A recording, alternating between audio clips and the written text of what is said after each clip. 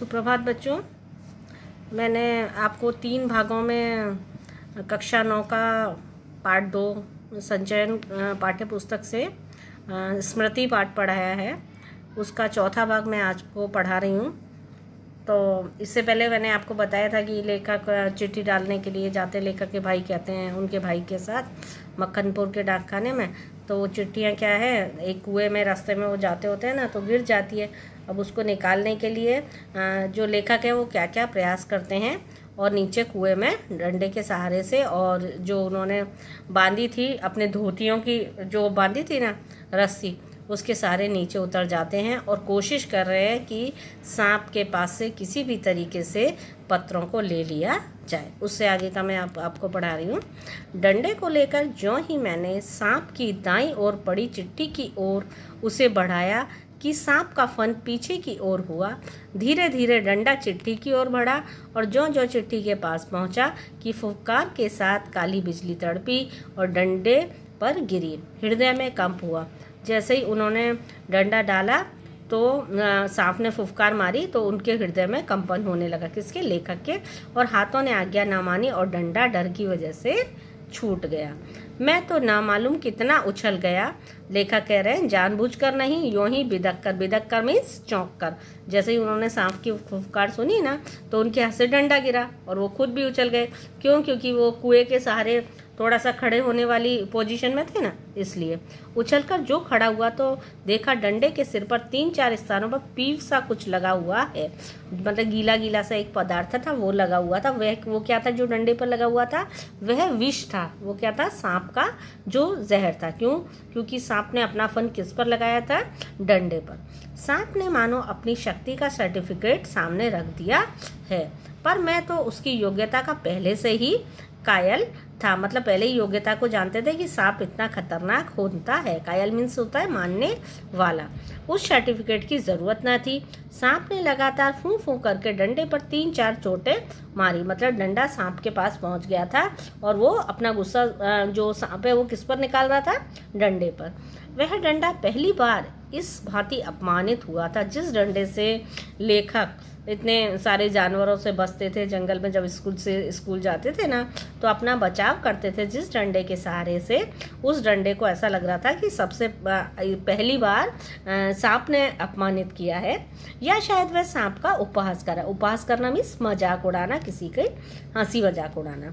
उधर ऊपर फूं फूं और मेरे उछलने और फिर वहीं धमाके से खड़े होने से छोटे भाई ने समझा कि मेरा कार्य समाप्त हो गया है, और बंधुत्व का नाता फूं फूं और धमाके से टूट गया। क्या हुआ? जब लेखक के उछलने की आवाज़ आई, थोड़ी धमाके की आवाज़ आई और सांप की फुफकार की आवाज़ आई, तो ऊपर जो भाई ने पकड़ रखा था ना धोतियों का कोना, तो उसने सोचा कि काम खत्म हो गया है, अब मेरे भाई ने चिट्ठियाँ ले ली हैं। उसने ख्याल किया कि सांप के काटने से मैं गिर गया। मैंने कष्ट और विरह के ख्याल से उसके कोमल हृदय को धक्का लगा। उनके मन में बुरे बुरे भाव आने लगे छोटे भाई के में, कि कहीं मेरे भाई को सांप ने काट लिया है, इसीलिए और धमाके से मेरा भाई गिरा है। और उसे बहुत कष्ट हो रहा था कि भाई अपना भाई था, तो कहीं सांप ने काट ना लिया हो, कहीं मेरा भाई गिर गया है, क्योंकि धक्के बहुत सारी जोर से आवाज़ आई थी ना, इसलिए। भ्रात स्नेह के ताने बाने को चोट लगी थी। हमारे बहन भाई होते हैं, उनसे हमारा लगाव होता है ना। अगर भाई को या बहन को चोट लगती है तो हमें दुख होता है ना। तो ऐसे ही जो छोटे भाई थे उनके मन में भी ये भाव आया कि कहीं मेरे भाई को सांप ने तो काट नहीं लिया है। वो और डर से उसकी चीख निकल गई छोटे वाले भाई की। बेचारा वो तो वैसे ही छोटा था। छोटे भाई की आशंका बेजा न थी, पर उस फूं और धमाके से मेरा साहस कुछ बढ़ गया। मतलब लेखक में एक नया साहस आ गया। दोबारा फिर उसी प्रकार लिफाफे को उठाने की चेष्टा की।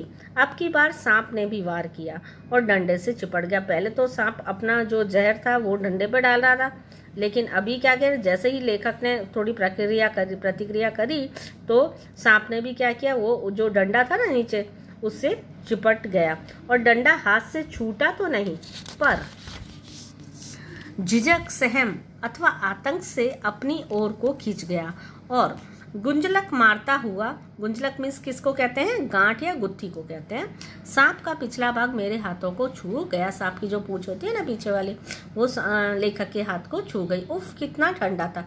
उसको, लेखक को एहसास हुआ कि सांप की जो पूंछ है वो कितनी ठंडी है। डंडे को मैंने एक और पटक दिया। यदि कहीं उसका दूसरे वार पहले होता तो उछलकर मैं सांप पर गिरता और बचता नहीं। किसी न किसी तरीके से लेखक बचने की कोशिश कर रहे थे, मतलब सांप का मुकाबला कर रहे थे। लेकिन जब जीवन होता है तब हजारों ढंग बचाने के लिए निकल आते हैं। कि कहने का मतलब क्या है कि अगर ऊपर वाले ने हमको जीवन दिया है तो किसी ना किसी तरीके से हम बच ही जाएंगे। वह दैवीय कृपा थी, मतलब ऊपर वाले की लेखक पे कृपा थी कि सांप के इतने नज़दीक होने के बाद भी वो बचे हुए थे। और किस कंडीशन में थे वहाँ पे? क्योंकि कुआं भी मिट्टी का था, बार बार वो फिसल रहे थे, खड़े है होने की उनकी स्थिति नहीं थी, और डंडा भी सांप के पास गिर गया था और डंडे पे सांप लिपटा हुआ था। तो क्या उनकी स्थिति रही होगी लेखक की, वो तो लेखक ही जान सकते हैं। डंडे के मेरी ओर खींच आने से मेरे और सांप के आसन बदल गए, मतलब दोनों की पोजीशन बदल गई, सांप की भी और लेखक की भी। मैंने तुरंत ही लिफाफे और पोस्टकार्ड को चुन लिए। लेखक ने जल्दी से लिफाफा और पोस्टकार्ड उठा लिए। चिट्ठियों को धोती के छोर में बांध दिया। छोर किसको कहते हैं? कोना होता है ना, जो धोती का कोना होता है, उस कोने में बांध दिया। और छोटे भाई ने उसे ऊपर खींच लिया, मतलब चिट्ठियां तो सुरक्षित ऊपर पहुंच गई। किसके पास? छोटे भाई के पास। डंडे को सांप के पास से उठाने में भी बड़ी कठिनाई पड़ी। सांप उससे खुलकर उस पर धरना देकर बैठा था, मतलब सांप किसी भी परिस्थिति में डंडे को छोड़ने को तैयार नहीं था, वो उस पर बैठ गया था, मतलब लिपट गया था ना। इससे पहले मैंने आपको बताया जीत तो मेरी हो चुकी थी, पर अपना निशान गंवा चुका था। आगे हाथ बढ़ाता तो सांप हाथ पर वार करता, इसलिए कुएं के बगल से एक मुट्ठी लेकर मैंने उसकी दाईं ओर फेंकी कि वह उस पर झपटा, और कुएं के झपटा और मैंने दूसरे हाथ से उसकी बाईं ओर से डंडा खींच लिया। पर बात ही बात में उसने दूसरी ओर भी वार कर दिया। मतलब क्या है, जब सांप डंडे के ऊपर बैठा था तो लेखक को एक उपाय सूझा। उसने जो कुएं की मिट्टी थी ना, वो सांप के मुंह पे फेंकी, तो सांप की जो थोड़ी स्थिति थी वो थोड़ी बदल गई। यदि बीच में डंडा ना होता तो पैर उसके दांत गड़ गए होते। अगर बीच में डंडे ने तब भी साथ दिया लेखक का, तो डंडे की वजह से वो सांप के थोड़े काटने से बच गए। अब ऊपर चढ़ना और कठिन काम न था। केवल हाथों के सहारे, पैरों को बिना कहीं लगाए हुए 36 फुट तक ऊपर चढ़ना मुझसे अब नहीं हो सकता। मतलब इतना सारा संघर्ष करने के बाद लेखक थोड़ा थक गए थे। 15-20 फुट बिना पैरों के सहारे केवल हाथों के बल चढ़ने की हिम्मत रखता हूँ, कम ही अधिक नहीं।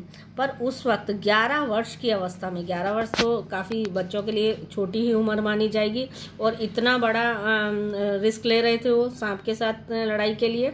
मैं 36 फुट चढ़ा, बाहें भर गई, छाती फूल गई, धोकनी चल रही थी। धोकनी चलना मीन्स सांस फूल रही थी उनकी चढ़ते चढ़ते। पर एक एक इंच सरक सरक कर अपनी भुजाओं के बल में ऊपर चढ़ा। भुजाओं के बल मीन्स हाथ के, अपने दोनों हाथों के सहारे से लेखक ऊपर चढ़ने की कोशिश कर रहे थे। यदि हाथ छूट जाते तो क्या होता, इसका अनुमान करना कठिन था।